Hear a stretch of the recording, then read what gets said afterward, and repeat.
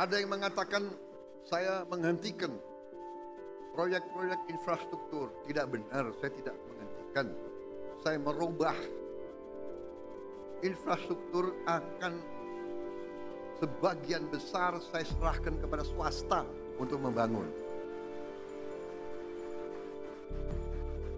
Swasta lebih efisien, swasta lebih inovatif, swasta lebih pengalaman, saudara-saudara sekalian.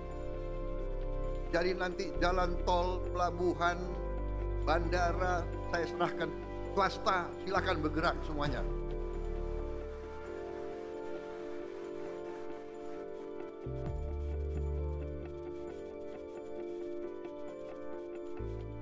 Berkali-kali saya katakan nanti pemerintah akan yang penting-penting dan inti-inti yang menyangkut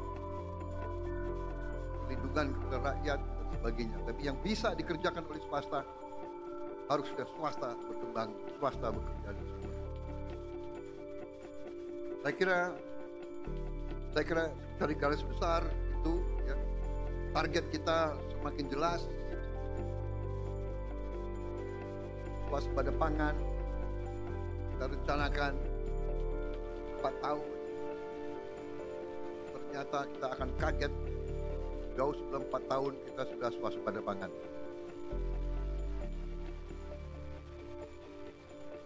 Swaspada energi demikian juga mungkin kita negara tidak banyak di dunia yang akan memiliki green energy. Kita akan memiliki energi terbarukan yang utuh dan yang substansial.